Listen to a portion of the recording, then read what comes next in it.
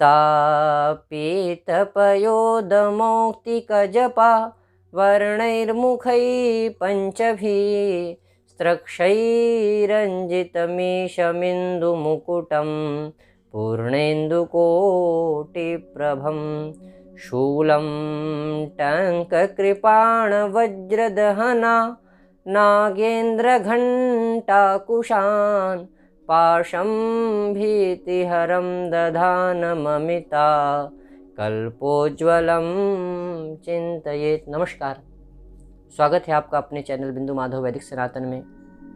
आज भगवान शिव भक्ति के गाथा के क्रम में आज हम आपसे चर्चा करेंगे शिव भक्त कणप के बारे में।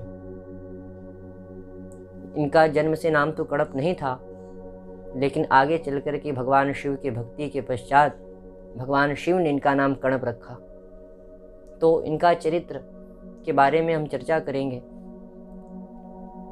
दक्षिण के किसी जंगल में एक भील जाति रहती थी।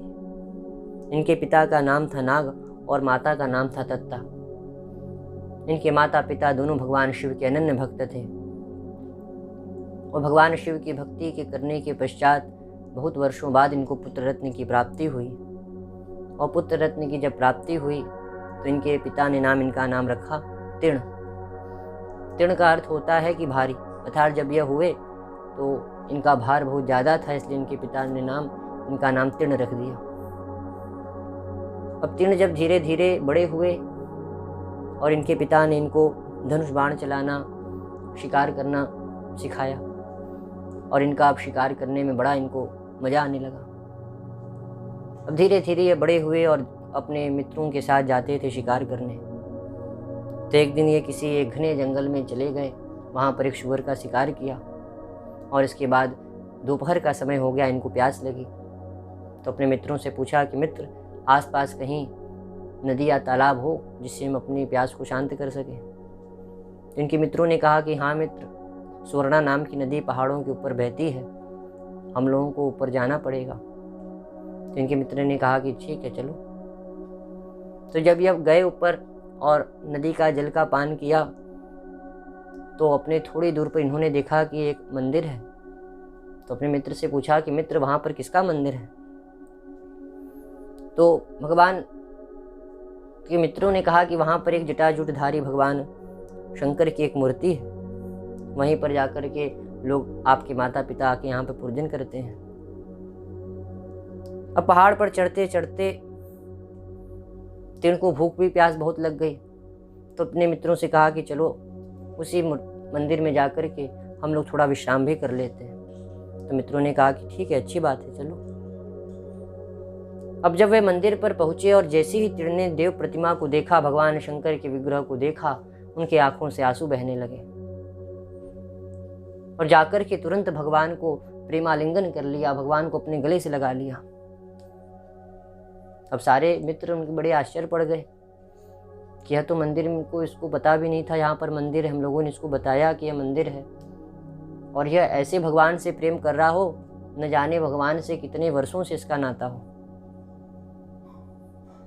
तो आज तीर्ण उस मंदिर के ऊपर जब देखते हैं कि भगवान के शंकर के मस्तक पर फल फूल रखा हुआ है, भगवान को चंदन लेपन किया गया है, तो वह हाथों से गिरा कर के अपने मित्र से कहने लगे कि कौन आकर के यहाँ पर भगवान को इतना दर्द देता है, भगवान के सर पर यह चढ़ाता है, भगवान को इतना कष्ट होता होगा।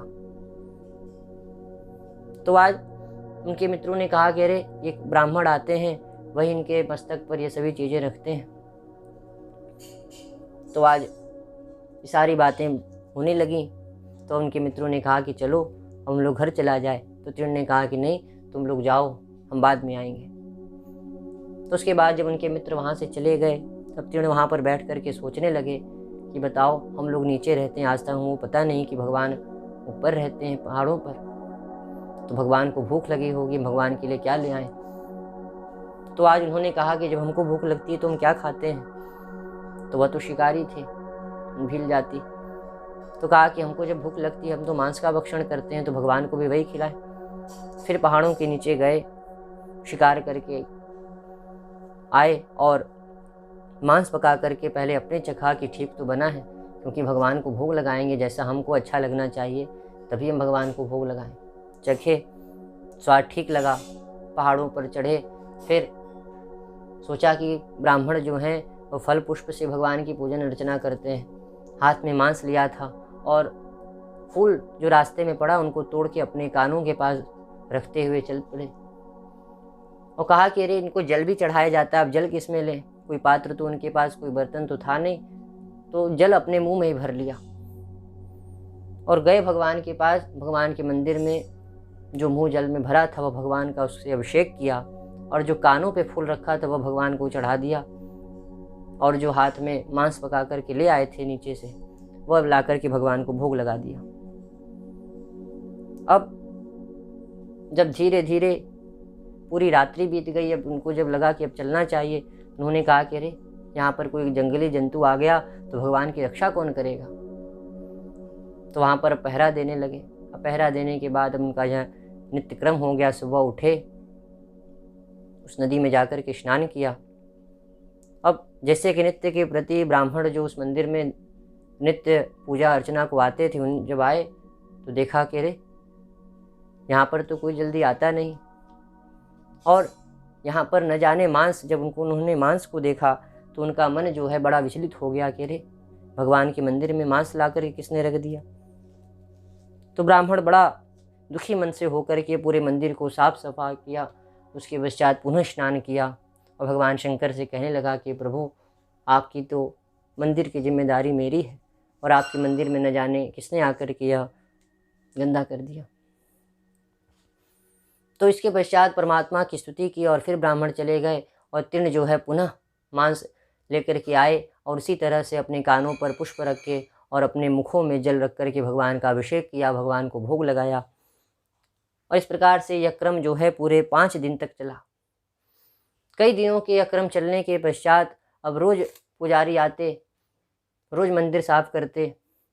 एक दिन वह भगवान के सामने बैठ कर के रोने लगे कि प्रभु न जाने आपके मंदिर में कौन आकर के यह दुष्टता का कार्य कर देता है। आज वह जब अपने घर गए, आज उनको रात्रि में उन्होंने भोजन नहीं किया और रात्रि में रोते रोते वह ब्राह्मण देवता सो गए। आज ब्राह्मण पुजारी ने कहा कि प्रभु आप ही अपने यहाँ के ऐसे भ्रष्टाचार को रोक सकते हैं। तब भगवान ने उनके स्वप्न में आकर के कहा कि मित्र, तुम मेरे इस प्रिय शिकारी भक्त को नहीं जानते। यह मत समझो कि जो मांस मेरे मंदिर में चढ़ाने आता है वह शिकारी है, वह तो बिल्कुल प्रेममय है। उसके हृदय में मेरे प्रति बड़ी करुणा है। वह मुझको प्रसन्न करने के लिए अपने मुख में जल रख करके अभिषेक करता है और अपने सर पर चढ़ाया हुआ पुष्प वो हमको चढ़ाता है और जो अपने भक्षण जो अपने खाता है वही हमको ही भोग लगाता है। जब ऐसा भगवान शंकर ने आकर के उसको बताया, वो कहा कि तुम देखना चाहते हो उसकी भक्ति, तो कल मंदिर में मेरे मूर्ति के विग्रह के पीछे आकर के तुम खड़े रहना, देखना उसकी भक्ति कैसी होती है।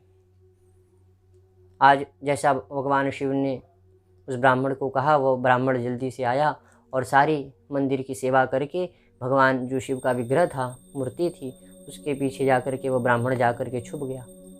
अब थोड़ी देर बाद जो तीर्ण था वो आया तो भगवान ने अपनी लीला चालू की। आज भगवान के जो विग्रह था उसके दाहिने नेत्र में से भगवान के आज खून बहने लगा। अब जब तीर्ण भगवान के विग्रह के पास आया तो देखने लगा कि अरे भगवान के विग्रह में रक्त बह रहा है। तो अपने जो कपड़ा पहना था उस कपड़े से भगवान को रक्त को रोकने लगा, लेकिन वह रक्त तो रुका नहीं। वह उसमें पुष्प रखने लगा, पुष्प से भी नहीं रुका। तो बात सोचने लगा कि हम क्या करें, खून का बहना रुक नहीं रहा है। तीर्ण बहुत घबरा गया। तो उसको याद आया कि मेरे पास कोई जड़ी बूटी भी नहीं है जिसकी हम भगवान का रक्त रोक सकें। तो आज पहाड़ों के नीचे गया, सोचा कि कोई जड़ी बूटी हो, कोई औषधि हो जिसके हम लाकर के भगवान को लगाएं, जिससे भगवान का रक्त रुक जाए। और जब वह उससे भी रक्त नहीं रुका तो बड़ा घबरा गया, भगवान के सामने रोने लगा और देखा कि अरे प्रभु का विग्रह तो एकदम मेरी तरह है। और मेरे पिताजी की एक कहावत है कि मांस से अच्छा होता है। वह ख्याल आते ही उसने देर नहीं की और जो बाण अपने पास रखा था उस एक बाण की नोक से अपनी दाहिनी आंख जो है वो निकाल दी, और निकाल करके अपनी दाहिनी आंख भगवान के जिस नेत्र से, भगवान के विग्रह से जहाँ पर रक्त बह रहा था वहाँ अपनी आंख लगा दी, और भगवान का रक्त जो था वो शांत हो गया, बड़ा प्रसन्न हो गया। उसको पीड़ा, उसकी जैसे रक्त रुका उसकी मानो पीड़ा शांत हो गई, और भगवान की लीला प्रारंभ हुई। और जैसे ही अपनी दाहिनी आंख भगवान की ठीक हुई, तुरंत भगवान की बाईं आंख से रक्त बहने लगा, और उसने भी तुरंत देरी नहीं की। तुरंत अपने बाण की नोक से जैसे ही वह अपने नेत्र निकालने के लिए बाण अपने आँखों में लगाया, तुरंत भगवान ने आकर के उसके हाथों को पकड़ लिया और कहा कि ठहरो कणप, हे मेरे कणप रुको। कणप अर्थात आँख, और हे वत्स रुको। तो भगवान ने इस तरह करके उसके हाथों को पकड़ा और उसके आँखों को पुनः स्पर्श किया, उसकी आँख पहले की तरह हो गई।